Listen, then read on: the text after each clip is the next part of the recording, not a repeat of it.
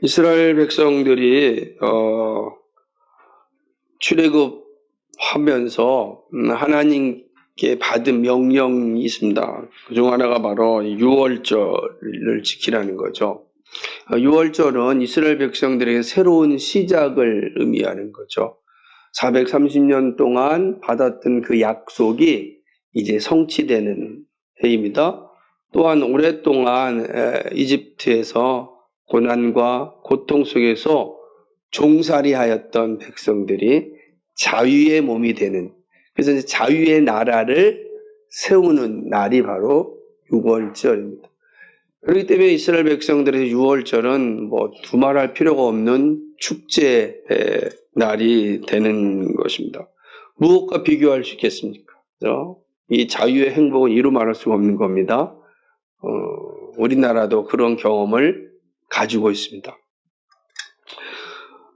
유월절은 이스라엘 사람들에게는 정치적으로는 독립의 날입니다. 그러나 유월절은 구속의 관점에서 볼 때 그리스도인에게 죄에서 구속받은 날입니다.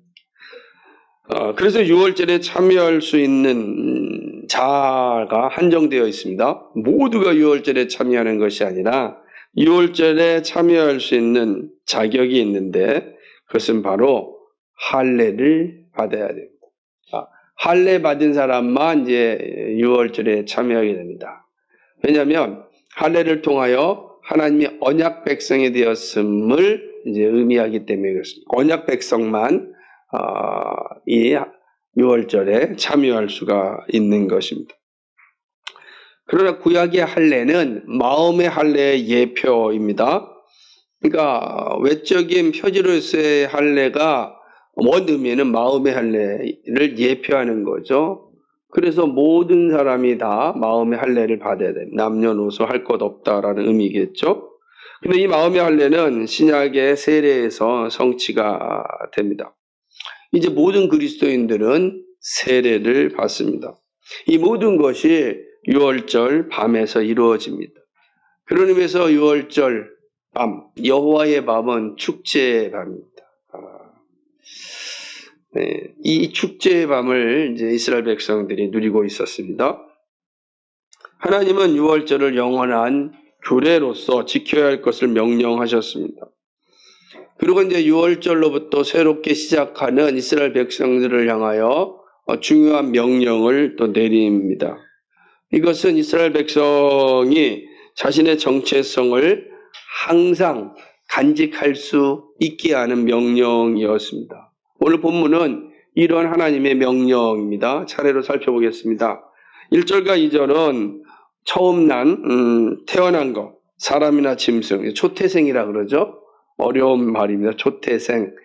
처음 태어난 가축의 새끼나 사람의 아들이나 이거를 통틀어서 말할 때 초태생이라 이렇게 표현합니다. 한문으로. 이 초태생은 다 거룩히 구별하여 하나님께 바치라는 것입니다. 그러니까 이스라엘 자손 중에서 가축을 비롯하여서 사람에 이르기까지 처음 태어난 것들은 다 하나님께 희생 제물로 바치라고 이야기를 하는 것입니다. 그래서 다 거룩히 구별하여 드리라고 명령을 하셨습니다. 1절, 2절의 초태생에 대한 모습은 11절 이하에서 좀 더 자세하게 설명하면서 그 이유와 방법을 제시합니다. 11절 보게 되면 이제 하나님께서 이스라엘 백성이 약속의 땅 가나안에 이를 때에 할 일을 명령하십니다. 그죠? 저 보면은 여호와께서 너와 내 조상에게 맹세하신 대로 너를 가나안 땅에 인도하시고 그 땅을 너에게 주시거든 이렇게 말씀하시죠. 그러니까 약속의 땅에 들어가거든 거기서 어떻게 해야 될 일을 이제 말씀하시는 것입니다.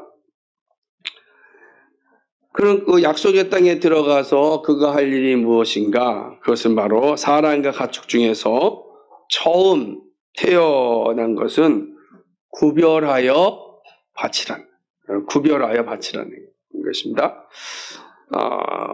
12절에 보니까 특별히 수컷은 하나님의 것이기 때문에 다 바치라고 이야기합니다.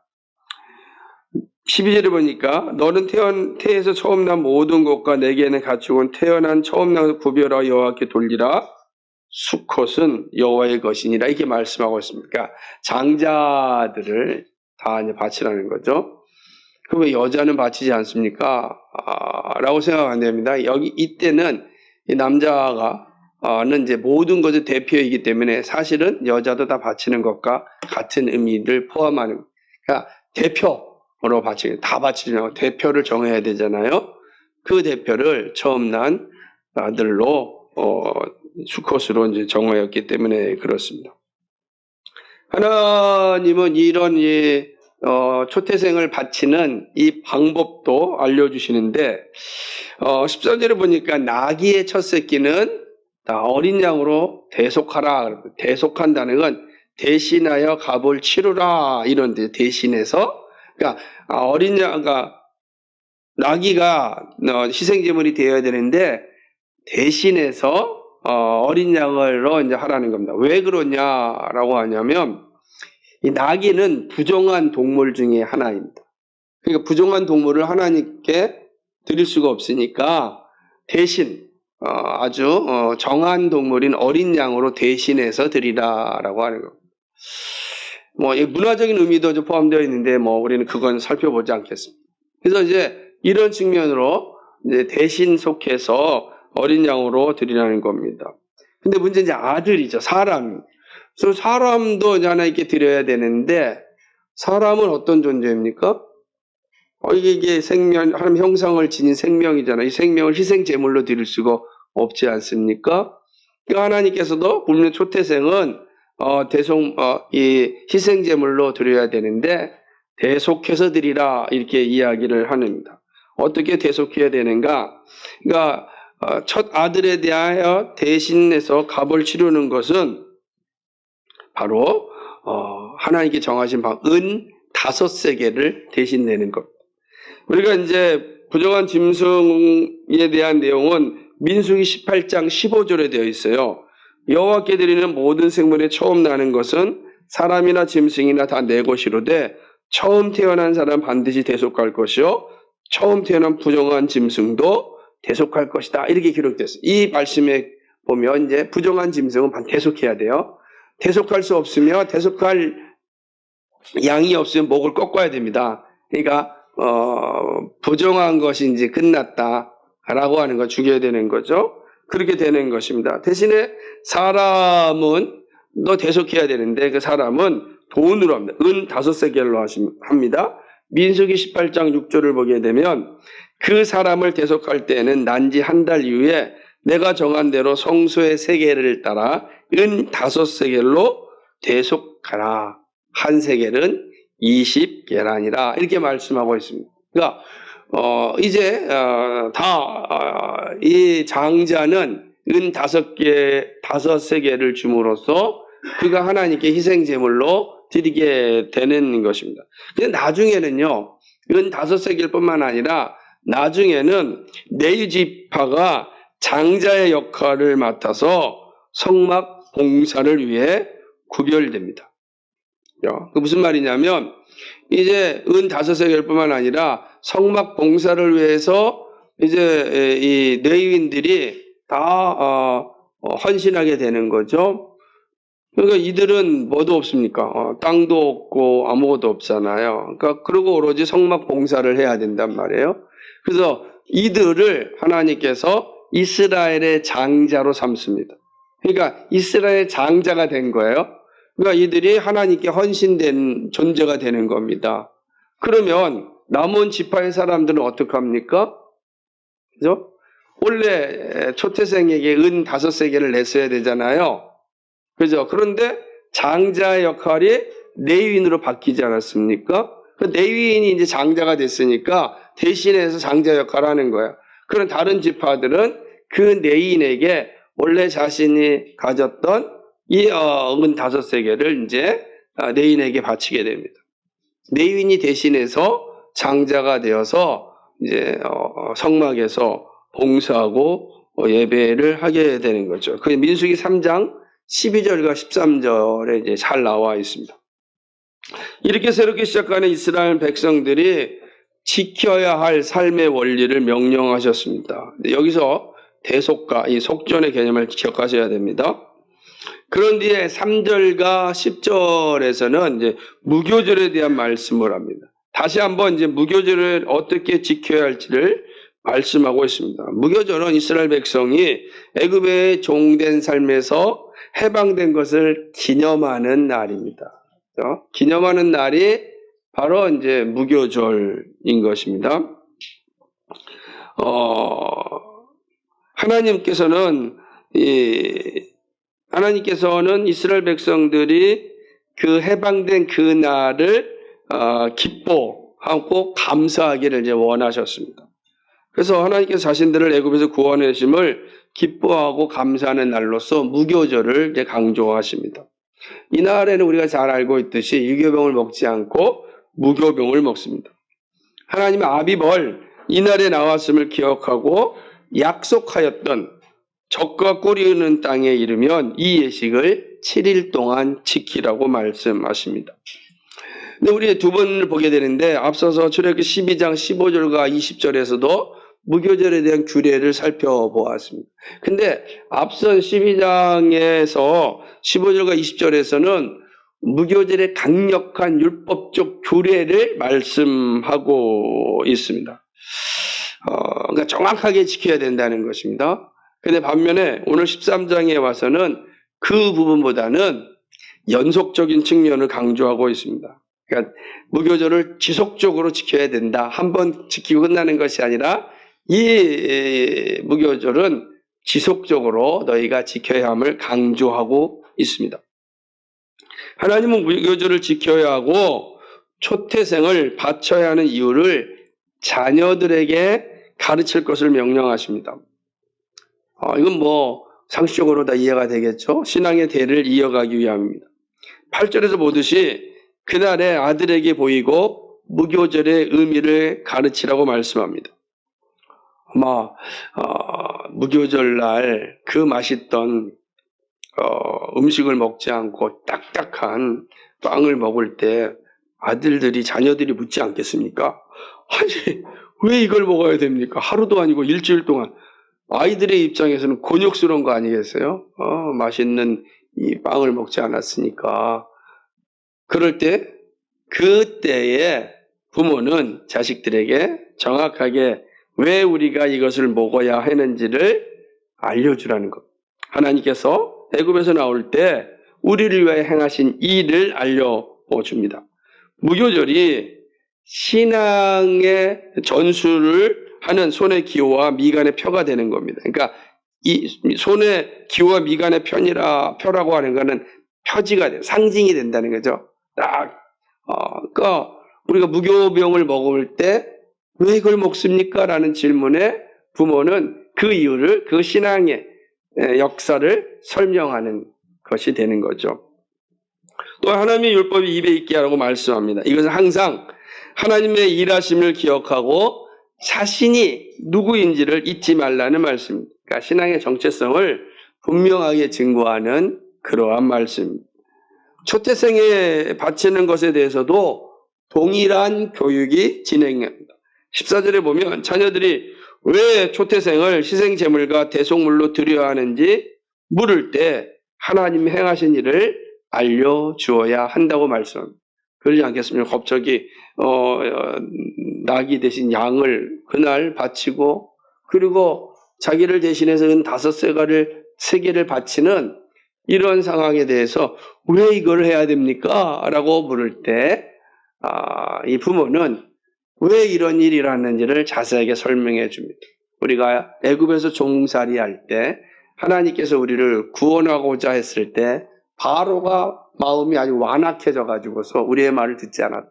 그때 하나님께서 그날 밤에 애굽에 있는 모든 초태생들을 다 죽였는데 우리는 어린 양의 피로 인하여 우리는 구원받았다라는 것을 알려주는 거죠.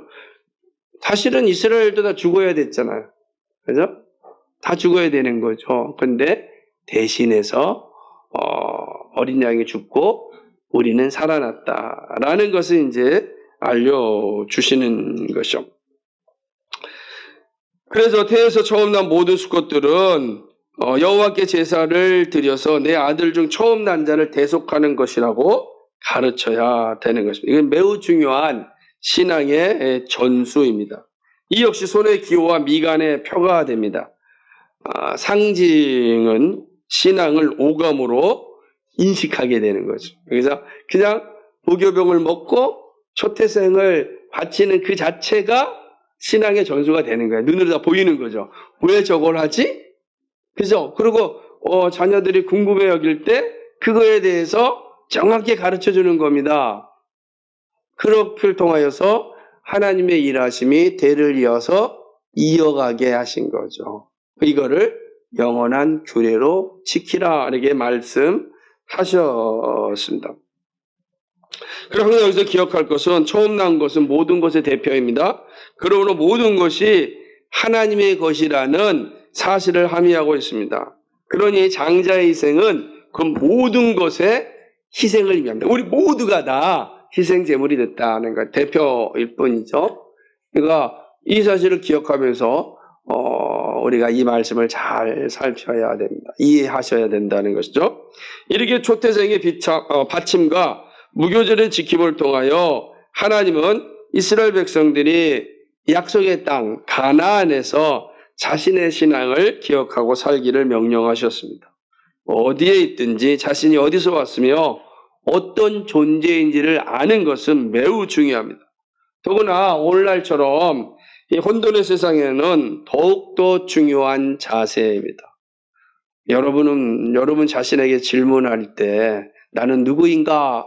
라고 질문할 때 그에 대한 분명한 답을 가지고 있지 않습니까? 세상 사람들도 그러한 답을 가지고 있겠습니까? 그렇지 않거든요.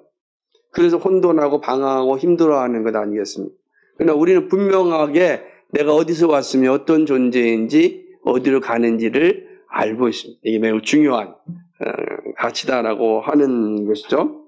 그런 측면에서 오늘 하나님께서 이스라엘 백성들에게 이 무교절과 초태생을 바치라는 이 분명한 명령을 내리신 건 오늘 우리에게도 매우 중요한 교훈이 됩니다. 첫 번째 이 교훈은 하나님은 자녀들이 구원의 은혜를 항상 기억할 것을 원하십니다. 강조하시는 것이죠. 출애굽한 이스라엘 백성들에게 첫 번째 유월절과 무교절을 지키면서 하나님은 이날의 중요성을 기억할 것을 말씀하십니다. 이날이 왜 중요한지 항상 기억해야 된다라는 거죠. 광야에서만이 아닌 약속의 땅인 가나안에 들어가서도 이 믿음을 지킬 것을 말씀합니다. 지금 이 약속을 하는 데가 광야입니다. 출애굽한 첫 번째 광야의 땅에서 이 말씀을 하시면서 광야에서뿐만 아니라 앞으로 약속의 땅인 가나안에 들어가서도 영원한 규례로 지켜야 한다라고 말씀하고 있습니다. 나의 믿음이 어디서 왔는지, 나의 구원이 어떻게 주어졌는지 기억하는 것은 믿음의 길에 있어서 큰 능력이 됩니다. 어디서 왔는지 알 때 어떻게 살고 어디로 가는지를 알게 됩니다. 그런데 우리는 자주 구원의 은혜를 잊어버립니다. 그리스도께서 나를 위하여 십자가에서 대속하여 죽으신 그 놀라운 사랑을 종종 잊어버립니다. 구원의 감격을 상실할 때가 많습니다. 삶이 바쁘다는 이유로 은혜의 감격을 상실합니다. 여러분 어떻습니까? 여러분 매일 살아가면서 그런 은혜를 늘 인식하며 살아갑니까? 그러지 못하거든요. 근데 여러분 우리 그 구원의 감격을 잃어버릴 때 삶의 힘도 사실은 사라지는 거거든요. 능력도 사라지는 겁니다. 어느 순간 내가 왜 살지? 이런 생각이 들잖아요. 세상 사람은 그런 생각이 들 수 있어요. 근데 그리스도에게는 왜 살지라는 생각이 들면 안 되죠. 왜냐하면 왜 살지를 아는 사람이 그리스도인이기 때문에 그렇습니다. 근데 왜 살지라는 생각이 들어올 순간은 어떤 거죠? 우리가 구원의 감격을 상실하였기 때문에 그렇습니다. 하나님의 은혜를 상실할 때 반드시 내가 왜 살지? 라는 생각이 들어오는 겁니다. 그게 안타까운 거죠. 또한 삶이 바쁘다는 이유로 은혜의 감격을 상실할 뿐만 아니라 세상에서 성공하고자 하는 욕망 때문에 하나님의 사랑을 망각할 때가 있습니다. 이 세상에서 성공하는 욕망이 너무 크다 보니까 나를 사랑하신 하나님의 그 놀라운 사랑을 다 잊어버리고 살아갑니다. 그래서 우리가 종종 말하는 돈 벌레라 이런 표현을 쓰는 것처럼 사랑을 잃은 사람은 벌레로 살 수밖에 없죠. 그 표현하는 겁니다. 그러나 나의 나됨이 하나님의 은혜임을 기억하지 못한다면 여러분 마지막의 삶은 파산에 이르게 됩니다. 나의 나된 건 하나님의 은혜, 이거 항상 기억해야 됩니다. 나의 나된 건 하나님의 은혜입니다. 그러면 나를 나로 만들으신 하나님은 나를 영원한 존재로 영원토록 나를 지켜주시고 인도하여 주신다는 사실입니다. 그래서 주님은 이러한 구원의 감격, 그리고 주님의 사랑, 나에 대한 것이 하나님의 은혜임을 기억하기 위하여 우리에게 주의를 지키게 하시고 성례를 통하여 그리스도의 은혜를 기억하게 하십니다. 오늘도 우리는 선포된 말씀과 보이는 말씀인 성찬을 통하여 나의 나됨을 항상 기억하게 합니다. 그래서 성찬은 이런 의미를 가지고 있습니다. 그래서 성찬은 오늘 왜 성찬을 행할 때 우리 자녀들이 왜 이 포도주와 떡을 먹습니까? 라고 질문할 때 거기에 대해서 너 크면 알아. 이렇게 얘기하면 안 됩니다. 정확하게 알려줘야 되는 것 아니겠습니까?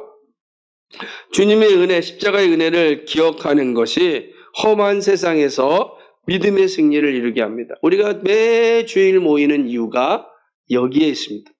주일이 상실한 사람들에게는 구원의 감격이 점점 식어집니다. 주님의 사랑이 점점 사라집니다.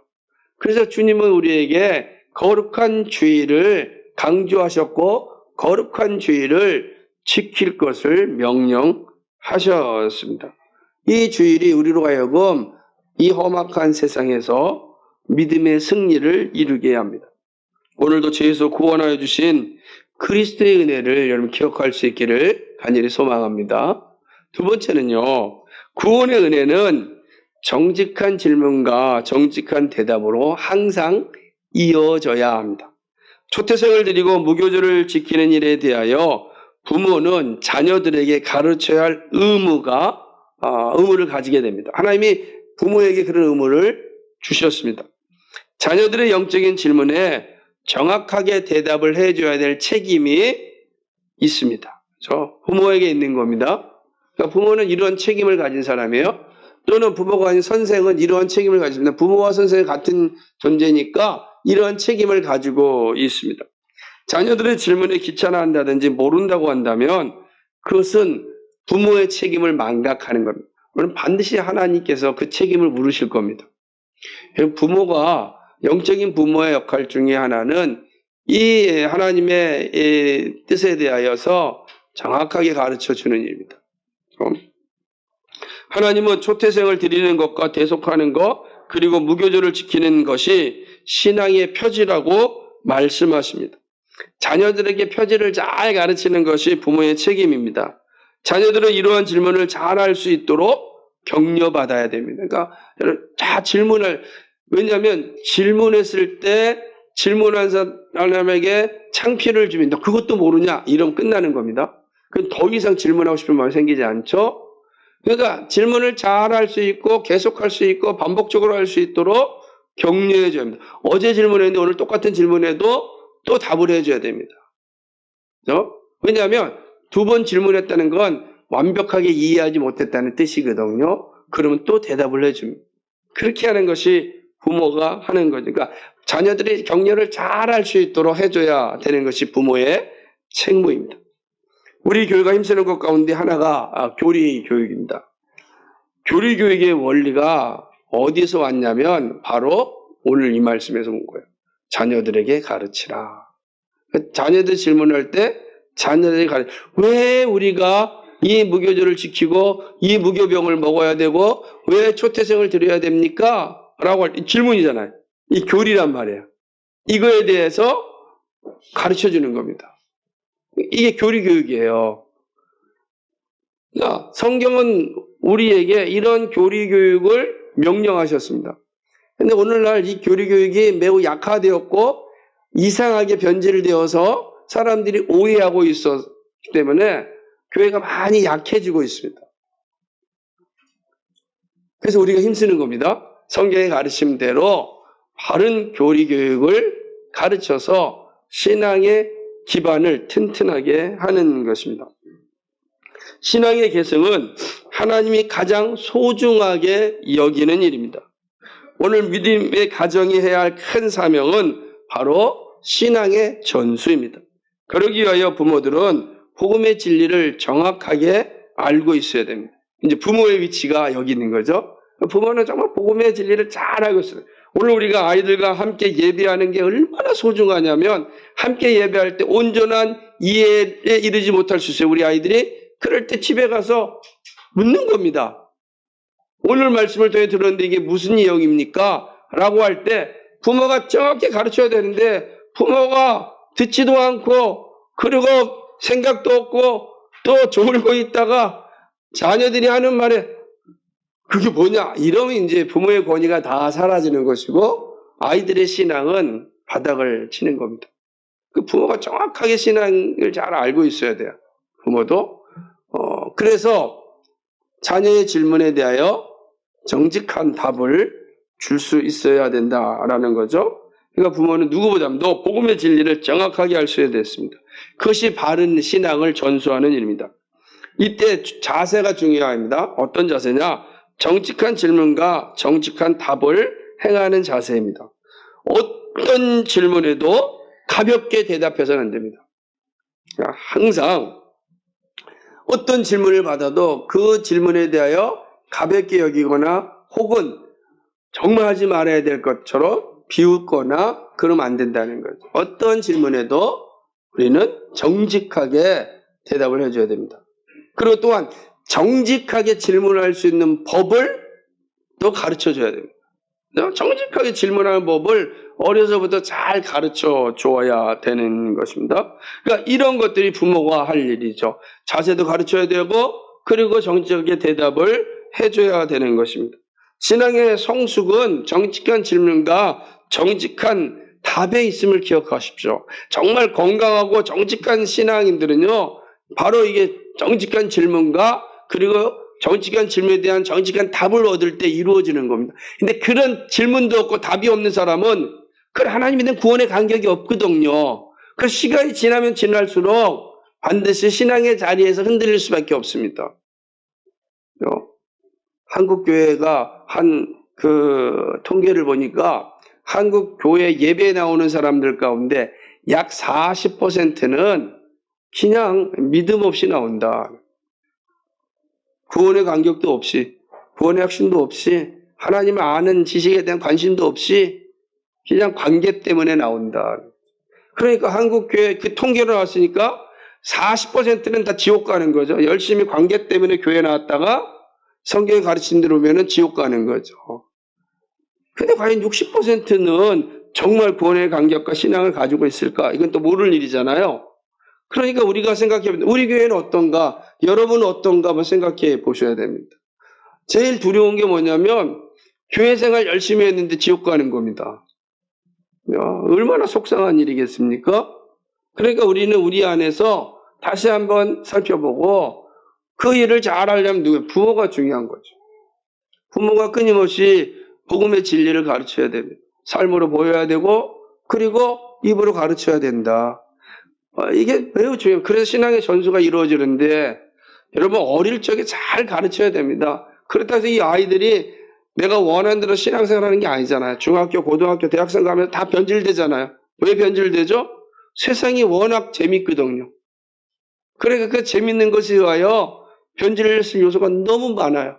그러니까 부모는 끊임없이 더 많이 기도하고 복음의 진리를 더 잘 가르쳐주는 일에 최선을 다해야 됩니다. 그 부모의 한계는 언제까지인가?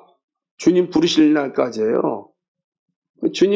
부모는 주님이 부르시는 그날까지 끊임없이 자녀를 위해서 기도해야 돼요. 신앙의 전수를 해야 됩니다. 나는 나이가 먹었으니 이제 끝났다. 그것은 그 하나님의 뜻과 아무 관계가 없습니다. 해야 됩니다. 이것이 무너지면 반드시 신앙도 무너질 수 있다. 항상 기억하면서 끊임없이 그의 삶을 감당해야 되죠. 그래서 참 신앙의 길이란 마치 이 살얼음판을 걷는 것과 같습니다. 여기까지 가야 돼. 그래서 우리는 이 일을 잘해야 되는 겁니다. 마지막 세 번째는 구속의 은혜를 받은 그리스도의 삶은 하나님께 바쳐진 것입니다. 그렇게 합시죠.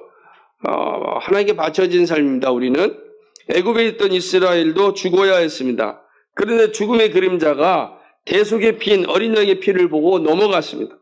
그러므로 죽음에 이르지 않고 생명을 얻었습니다. 하나님이 이 사실을 잊지 말라고 말씀합니다. 너희가 생명을 얻은 것은 대신 어린 양이 죽었기 때문이다 라는 겁니다. 내가 산 것은 대신 어린 양이 죽었기 때문이다. 이해하시겠어요? 지금 내가 산 것은 대신 어린 양이 죽었다는 것입니다. 오늘 우리가 사는 것은 어린 양이신 예수 그리스도가 죽으셨기 때문입니다. 나의 생명은 예수 그리스도의 죽으심으로 주어진 것입니다. 이스라엘은 육적인 생명만 얻었지만 예수 그리스도의 죽으심으로 인하여 우리들은 영적인 생명까지 얻었습니다. 하나님은 이스라엘 백성들에게 생명의 원천이 어디에서 있는지 잊지 않도록 초태생을 바치라고 하였습니다. 앞에서 말씀드렸듯이 사람의 장자는 오세겔과 레위인의 헌신으로 이루어졌습니다. 이것은 예수님의 십자가의 은혜로 구원받은 우리들에게 동일하게 주어지는 삶입니다. 오늘날 초태생은 누구인가? 그죠? 예수 믿음으로 구원받은 모든 성도를 의미합니다. 그러므로 다 우리가 초태생이란 말이에요. 예수 믿음으로 구원받은 우리가 다 초태생이죠. 잘 생각해 보세요. 우리 예수 믿는 순간 첫 번째 자녀잖아요. 다 첫 번째 자녀. 하나님 앞에서 예수 믿음으로 구원받은 사람은 다 초태생, 첫 번째 자녀가 됩니다. 그러면 하나님은 이 초태생을 하나님께 바치라. 그러니까 예수 믿는 우리, 예수 그리스도로 말미암아 구원받은 우리들은 다 하나님께 바쳐야 됩니다. 하나님을 명령하셨습니다. 초태생은 내게 거룩히 구별하여 바치라라고 이야기하셨습니다. 우리는 모두 예수님의 십자가의 대속으로 구원받았습니다. 우리의 생명이 그리스도의 십자가의 은혜에 있습니다. 그러기에 우리는 그리스도를 위하여 바쳐지는 삶을 살아야 합니다. 하나님께 헌신하는 삶이라는 뜻이죠. 나의 욕망이 아니라 하나님 나라를 위하여 살아야 합니다. 이제 우리는 나의 욕망을 위해 사는 것이 아니라 초태생된 우리는 나의 욕망을 위해 사는 것이 아니라 하나님 나라를 위하여 살아야 합니다. 불의가 아니라 공의를 위하여 살아야 됩니다. 예수 그리스도인들은 불의로 살아가는 자가 아니라 공의로 살아가는 사람입니다. 죄악이 아니라 정결한 삶을 살아야 합니다. 이것이 이제 바쳐진 그리스도인들의 삶이라는 뜻입니다. 예수 그리스도의 십자가의 은혜를 입은 성도의 자세입니다. 바울이 말하는 것처럼 의의 도구가 되어야 합니다. 그래서 하나님의 나라, 즉 이 땅에 세워진 교회를 세우는 일에 헌신해야 되는 것입니다. 그리스도는 누구냐? 그리스도의 은혜로 말미암아 하나님께 바쳐진 자이다. 이게 가르쳐지는 거예요.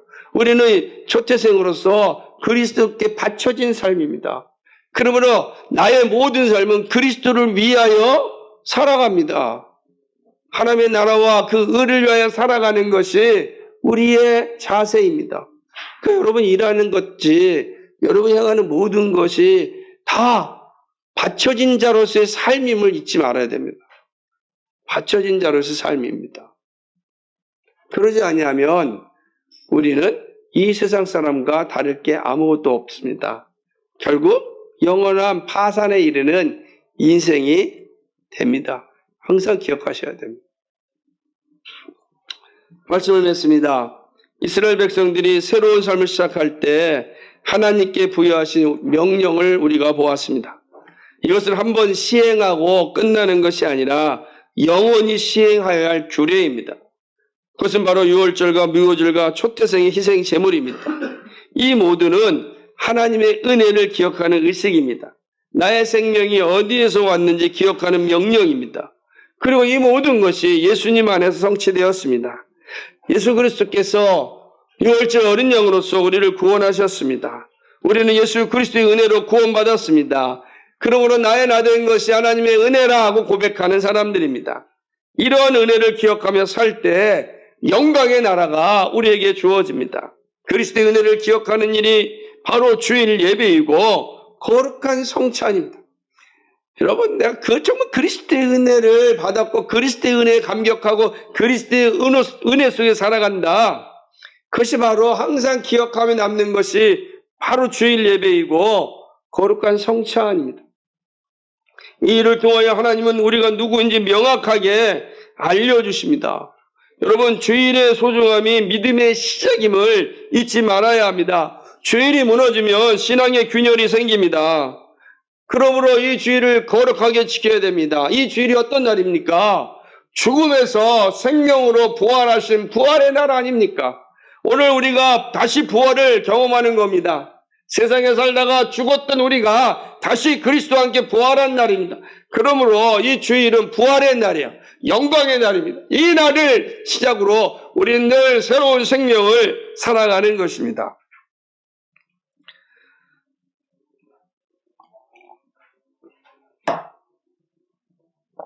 예수 믿음으로 새로운 삶을 살아가는 우리들에게 있어서 신앙의 분명한 자세가 필요합니다.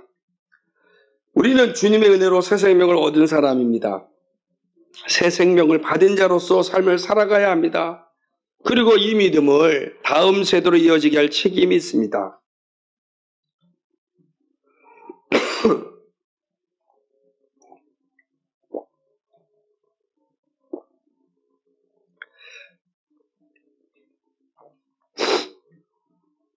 여러분은 죄송합니다. 우리 주일학교 중고등부 청년부가 함께 예배하는 이유를 잘 알고 있어야 됩니다. 그것은 하나님께서 명령하신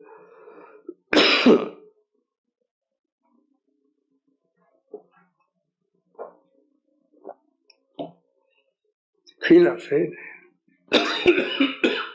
살이도 걸리고요.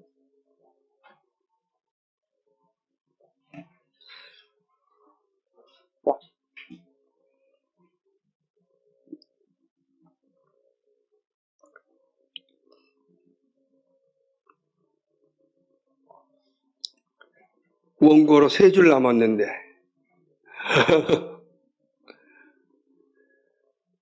우리가 함께 예배하는 것은 어떻게 보면 되게 불편한 겁니다. 그렇죠. 주일학교들도 제가 쓰는 용어가 주일학교 용어가 아니거든요. 얼마나 어렵겠어요. 그런데도 함께하는 이유는 분명합니다. 그래서 우리의 신앙을 잘 전수해야 되는 책무가 우리 모두에게 있기 때문입니다.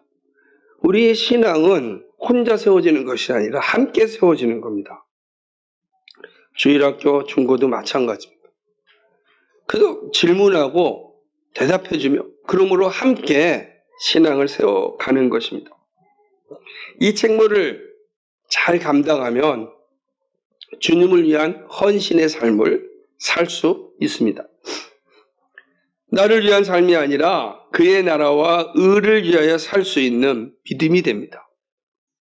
사랑하는 여러분, 이런 거룩한 삶, 하나님께 온전히 바쳐진 삶이 우리의 아름다운 삶의 열매가 되기를 주님으로 간절히 소망합니다. 여러분의 월요일부터 시작되는 삶은 이제 바쳐진 헌신의 삶의 열매이고 현장입니다. 그러니까 오늘 주일이 거룩해야 여러분의 일주일이 거룩한 전쟁에서 승리할 수 있습니다. 이런 은혜가 늘 넘치기를 주님께 간절히 주님의 은혜로 간절히 축복합니다. 거룩하시고 자비하신 하나님 아버지 참 고맙고 감사를 드립니다. 오늘 우리에게 이런 귀한 은혜를 주신 것 고맙습니다. 오늘 주님께서 말씀하신 것처럼 우리에게 베풀어 주시는 그 놀라운 은혜를 기억하고 그 은혜에 합당하게 살아가고 그 은혜를 잘 존수함으로 또 은혜에 합당하게 헌신된 삶을 살아감으로 하나님을 영화롭게 하는 삶이 되기를 소망합니다. 성령 하나님께서 함께하여 주시옵시고 은혜 베풀어 주옵소서. 우리의 믿음이 흔들리지 않고 아버지의 나라가 이 땅에 완성되는 그날까지 끝까지 감당할 수 있도록 도와주옵소서. 우리 함께 이 믿음을 세워나가는 그런 공동체 되게 하여 주옵소서. 감사드리며 예수 그리스도의 받들어 기도하옵나이다. 아멘.